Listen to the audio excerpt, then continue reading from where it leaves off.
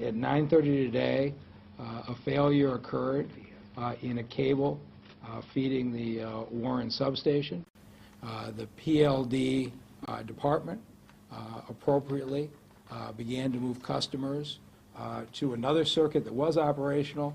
When a circuit breaker failed on that second circuit, it triggered a shutdown of power to the system so that we didn't lose all of the circuits, and that's what you saw occur today.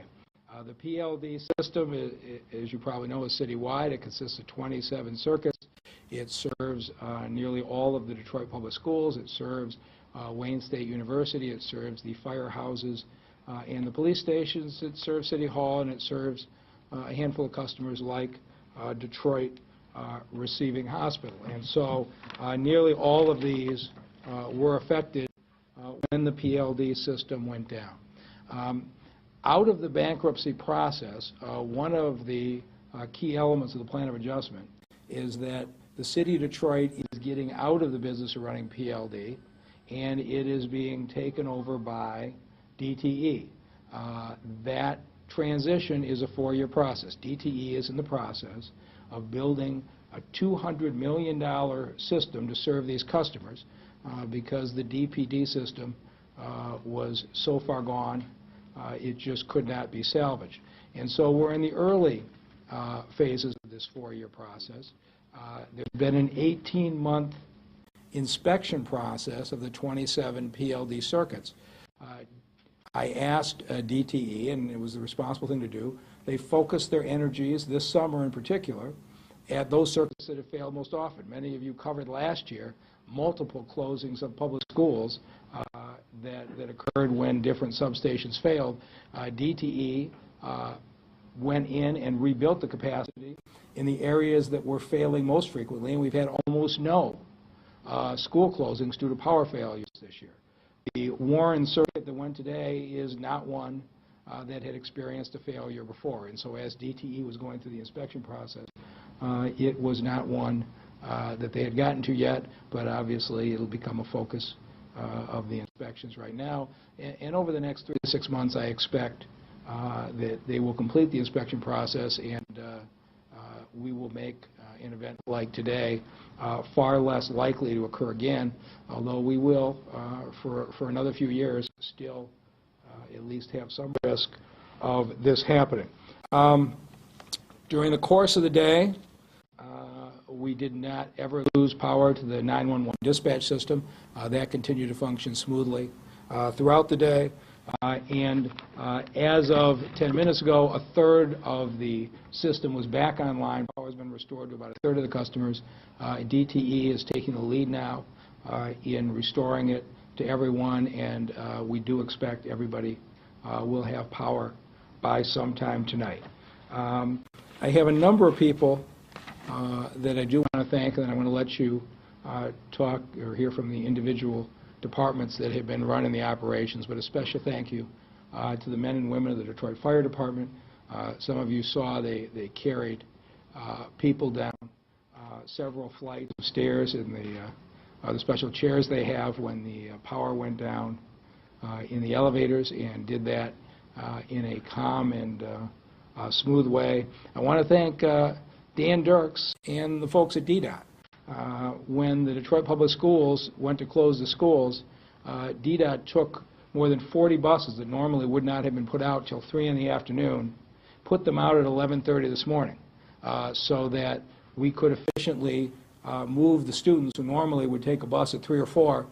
They were able to get out of school, get on a bus, and head home, and we've already gotten a thank you call from the Detroit Public Schools and the coordination on the transportation of the students. And thank you to the Michigan State Police, who teamed up with the men and women of the Detroit Police Department, and we had nearly 100 officers, state and local, at various major intersections directing traffic. Our DPW team had about 40 intersections with 4-way stop signs out, and the public has been extremely cooperative and patient in proceeding through intersections on a 4-way stop.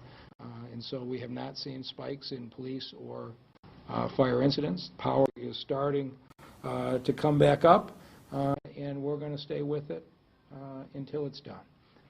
And with that, I'm going to turn this over to the person who's heading up the response from DTE, and that's Jerry Norcia, the president of DTE Electric. Jerry?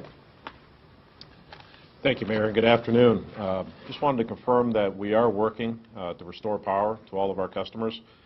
At this point in time, we have approximately 1/3 of the power restored to our customers. In the next 2 hours, we expect that 70% of the customers will be restored, and with the balance being restored by the end of the day. We also are working hand in hand with the city to help the city get power restored, and it was caused by 2 cable failures that then eventually led, as the mayor mentioned, to the shutdown of the system, which is it operated as expected, and so we're in the process of restoring. So within 90 minutes of the outage, we were restoring power to all our customers. Thank you. And the Detroit Police Department, we learned that our backup power system worked reasonably well, and I'll ask Chief Craig. Thank you, Mr. Mayor. This was a great example of teamwork in action, and certainly from policing the city of Detroit, there was no interruption. Certainly our biggest challenge was that all of the stations, except for one, the 1st Precinct, defaulted to generator power. The 1st Precinct decision was quickly made to redeploy those officers into the 3rd Precinct. As the mayor pointed out, certainly want to give a hearty thanks to our law enforcement partners, the Michigan State Police, who deployed 18 troopers to the city of Detroit that complemented our 78 Detroit police officers that were deployed throughout the downtown primarily and the 9th Precinct. And they were deployed in those areas because those were areas where we experienced our biggest traffic challenge. So half of the troopers were sent to the 9th Precinct along the Gratiot corridor, and then the other half remained in the downtown area that was most affected. But again, I do want to thank the Michigan State Police and certainly the men and women of the Detroit Police Department who once again did just an outstanding job. Thank you. And the Detroit Fire Department, which is, I've learned today, doesn't operate on backup power, but managed to work very smoothly off their radio systems. And we'll ask Fire Commissioner Edsel Jenkins to talk about how DFD has been handling today. Afternoon. First, I'd like to thank the men and women of Detroit Fire, EMS, and Communications Division for exercising calm and professionalism during this power outage. When the power went out, we lost power to all of our stations. So the men and women of the Detroit Fire Department, along with Communications, they received instructions to move their vehicles outside the quarters. So we're able to respond to every call for help around the city timely without interruption. We had one station, Ladder 25, who could not open their doors, but a fire vehicle located in that same facility was able to cover that area. In addition, Communications Division made sure that any calls for help in the area was responded to promptly if there was a call for help. But once again, I'd like to say thank you to the men and women of the Detroit Fire Department, EMS, Fire, and especially my Communications Division that utilized radio to make sure all fire companies, EMS companies were dispatched timely to all calls of help. Thank you. And we have up here with us today Gary Brown, who's been overseeing the DPW and the response on the traffic signals and getting them to go from flashing to operating again, which they're working on diligently. Dan Dirks from DDOT, who worked so quickly to get those buses on the street. And with that, I'd like to ask our last speaker to come up, our partner, Council President Brenda Jones. Thank you. First of all, I'd like to thank all of the men and women who work for the city of Detroit, as well as the citizens. What I would like to say is, don't be in a hurry. As we all know, all of the traffic signals are not working. And during this time of emergency, I would like to ask the citizens to be patient, treat the major intersections like they are a four-way stop area. Watch for the pedestrians. Pedestrians, don't be in a hurry to cross the street. I have been in contact with Detroit Public Schools. All of the Detroit Public Schools were closed and none of the kids were left alone. There were assistants, teachers, and principals that were waiting for the parents or guardian or an adult to be contacted before the kids were released. Buses are running, but with lights out, they may need just a little extra time for loading and unloading. So if anyone is riding the buses, please be patient. I would like again to thank everyone because this situation is not going to slow down our efforts to move our light situation and restore the city. Affected workers who are not city employees should watch the news for updates and be prepared to go back to work tomorrow. They're not going to have time off. Be prepared. The city is working to restore the services. So again, thank you to everyone who's working in this time. And I had the opportunity to be on the other side of this a couple of times at DMC, and I just got an update that the power has been restored to Receiving Hospital. So that's good news as well. With that, we'll take questions.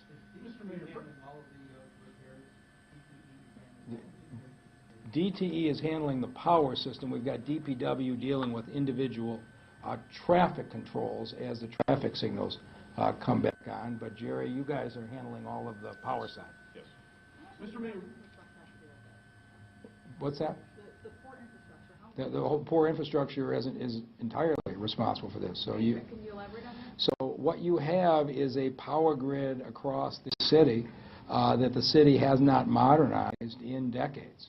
And so, as I say, when I was at DMC, the Receiving Hospital power, we just got used to being ready to go to backup power at the hospital, and a number of city customers switched off because of the unreliability of the system. It would have taken a massive amount of money to repair it, and so the decision was made instead not to try to deal with the decaying system, but to allow DTE, which is already providing power to 90% of the customers in the city, to build out its own system.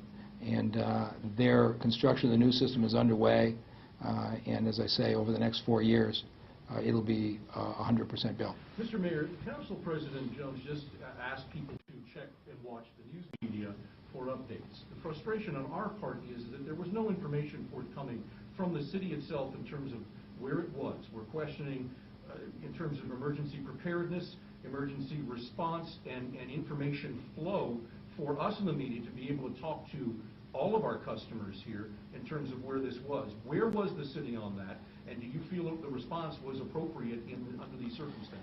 You know, we had the incident in the city-county building, Coleman Young Center, at 10:30 this morning when the power went down. I think that's when it went down to the great majority of the city. And by 2 o'clock, we're giving everybody a full report on what's going on. One thing that I've learned is that when you rush out with information and you don't have all the facts, you end up with somebody 3 hours later saying, "Why did you lie to me?"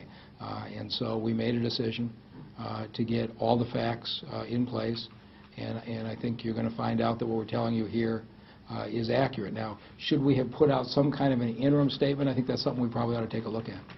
In terms of just on a follow-up notion, then, is there not an emergency preparedness protocol that the city would follow? It's not like we haven't had this happen. No, the Emergency Operations Center was triggered at what time? Right after 10:30. At 10:30 this morning. So the Emergency Operations Center was up and operating at 10:30 this morning, and the team was there.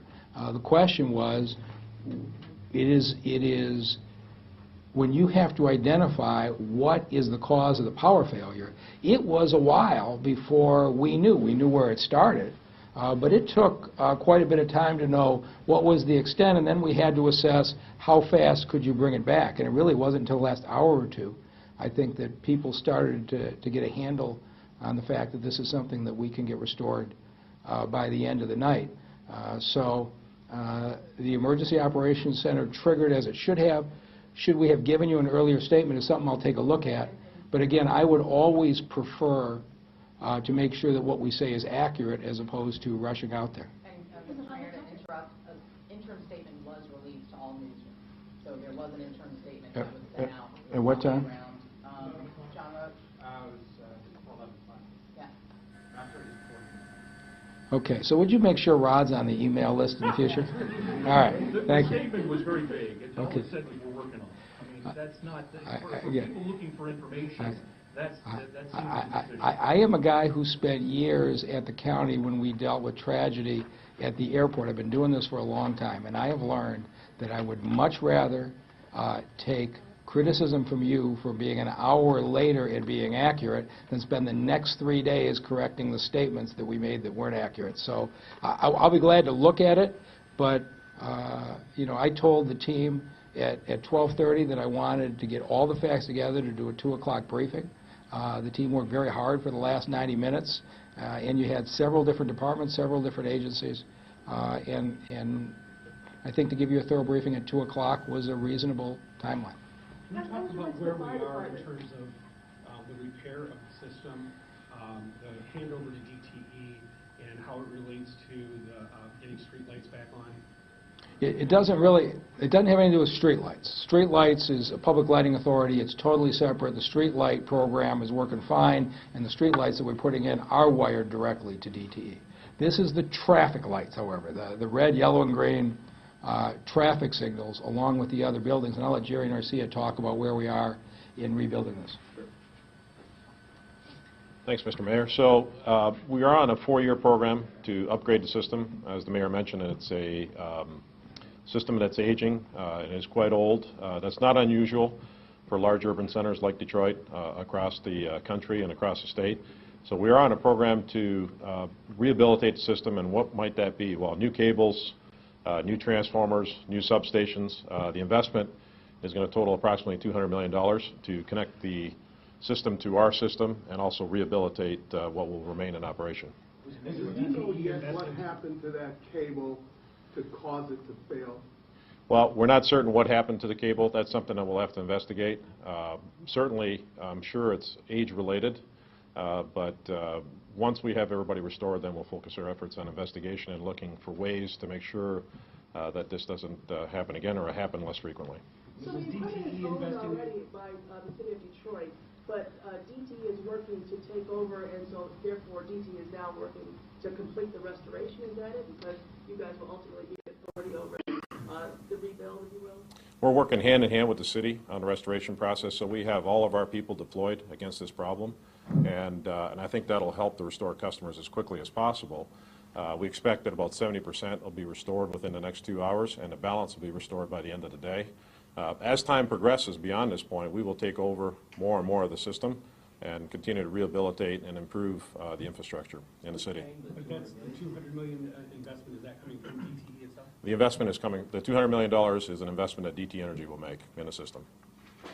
Can you discuss what it actually, I don't know, what does it look like? In other words, did this cable melt? Did it explode, or something around it explode, or what might that mess look like? All we know at this point is that the cable went to ground, which means that it grounded itself out. So it could be a break in the insulation. It could be many other circumstances that cause that cable to fail. Until we get to the cable and actually have a look at it, it's going to be difficult for us to determine what the cause is. And this is the cable at the Warren substation? It feeds the Warren substation from the main station. It's called the Mustersky station, where a lot of the feed for the PLD system emanates from. It feeds the Warren substation, and the cable that feeds the Warren substation is the cable that failed.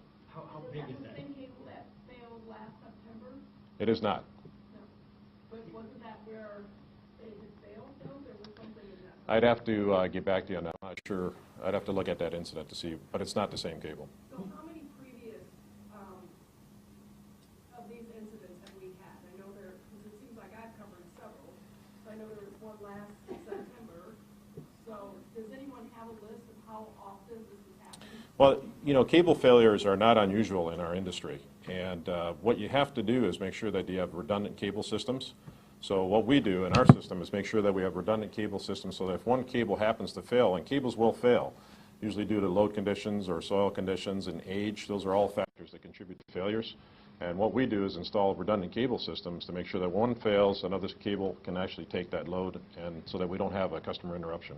Can you give us a sense of the size of the cables? Are they small, like the ones you see hanging from poles in the air? I'm going to say that cables are anywhere from 2 to 4 inches in diameter. And this is the seventh major widespread outage for the city since 2000. Is that correct? I'm not sure how many outages we've had because we don't operate the system, but what I will tell you, we've made a heavy investment in creating redundancy with the school systems. That was something that the mayor and DTE worked on very closely to prioritize schools and make sure that we don't have the same number of cable failures that we had and overhead line failures that we had for schools that are feeding schools. And I'm happy to report that that's operating much better than it ever has. What month did you start the work on the $200 million rebuild? We started that on July 1st. And moving forward, I think you just mentioned it there, how to prevent this in the interim as we go through this process, how to prevent. Well, there's two things that we're doing. One is the physical work, which is replacing cables, replacing transformers, rebuilding substations. We're well underway with those plans. The second thing that we're doing is inspecting a lot of the equipment, so inspecting cables, inspecting breakers. And part of that process, we hope to look at and remediate any sort of future problems. Now, we can't guarantee that there won't be any future problems, but certainly the inspection and then making up-to-date maintenance procedures on those breakers and cables, that will help to reduce the frequency of outages. You did say that you had gone, or the mayor said that you'd gone to the priorities of the schools and places where you had had previous failures. Does today's failure give you pause and make you rethink that strategy? I think one of the things we'll have to look at is this station where we had this cable failure and then the subsequent shutdown of that station, the Mistursky station, is something we're going to have to inspect thoroughly very quickly. It was a station that had not failed before, so we had gone to locations where we had very numerous failures before, had seen numerous failures, and so now we're going to accelerate that at this location. When you take control of the accounts on this power grid? We took control of the accounts, the customers, on July 1st. We started that process on July 1st. That's an ongoing process that's going to be completed over the next couple of years. Between DTE and the city, is there something that's being done at Detroit Receiving, or that is in place at Detroit Receiving? Because we're talking about lives over there, patients on equipment, et cetera, et cetera. What's in place over there to make sure that this sort of incident does not cost a life or any major issues outside of what happened today? Not that today wasn't major. Well, that's a very important point. And so there's several levels of redundancy for critical care centers such as that. So the first one, of course, is the primary feed, which failed. Then what goes into place is the standby generation that the hospital actually owns and operates. And then beyond that, we had also made preparations at DTE to move our generators to that point, to that location. So in the event that the hospital generator failed, a DTE generating system will be up and running and available to supply energy to that important. We had our generators available. We did not have to deploy our generators because the hospital generators ran fine. But I'm also happy to report that the primary feed, which is power to that, has been restored and is stable.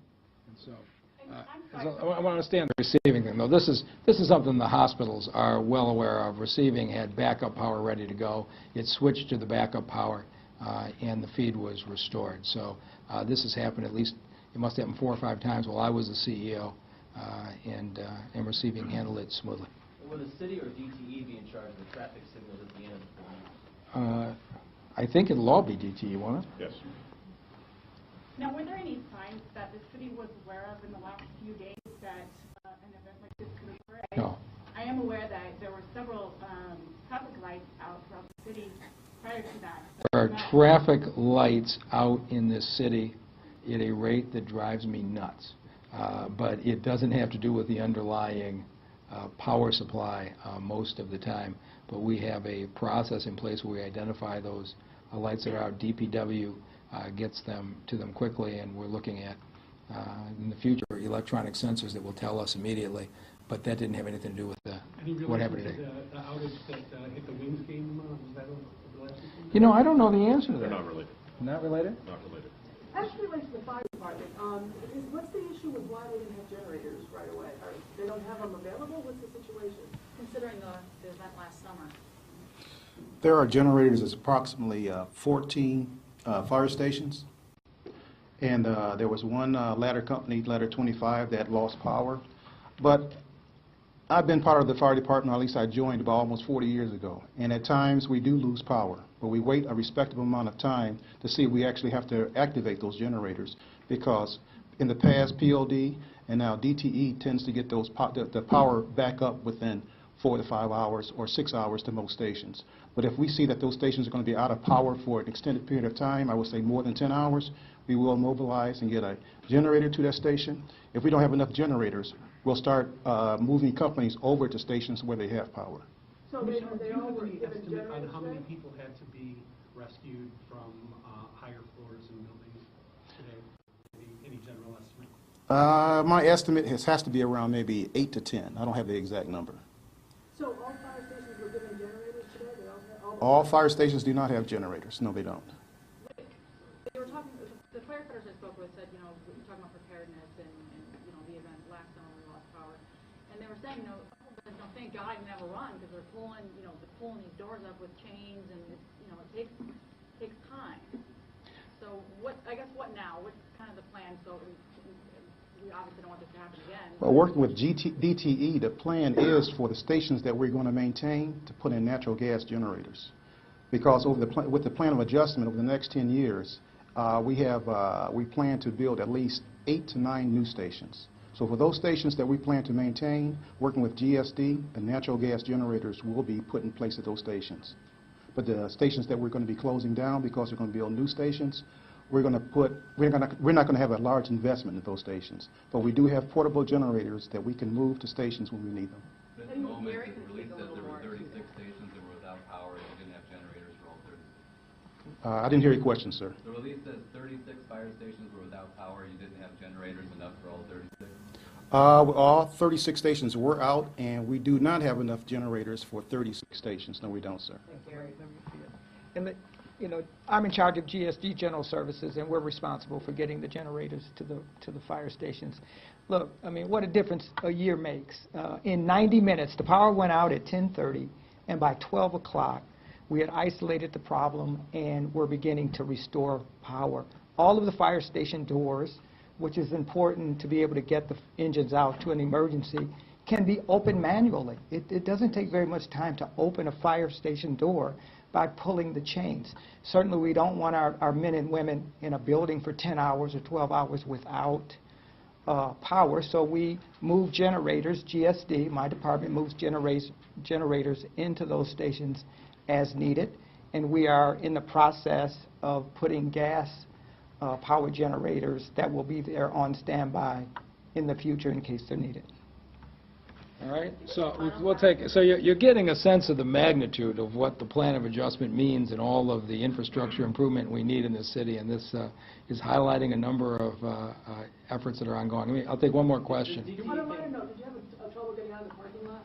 I had Ron Fleming, Chief of Security, who snapped off the wood bar. So after that, everybody got out of the parking lot.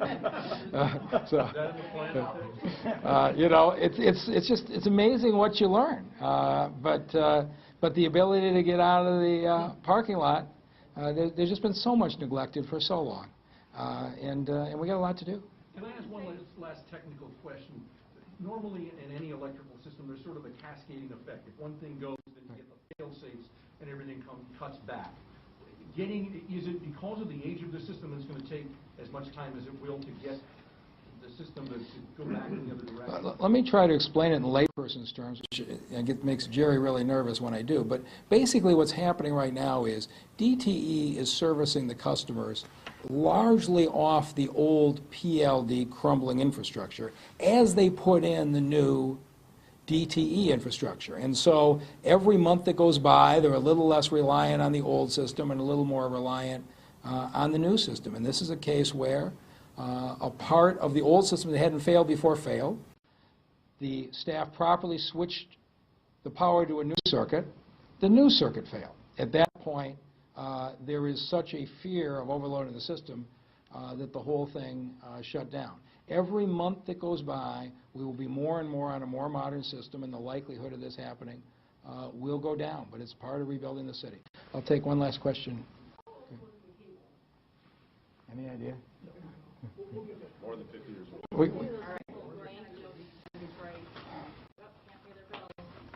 Yeah, I would say that they would be uninformed, so that didn't have anything to do with that. All right, thank you all very much.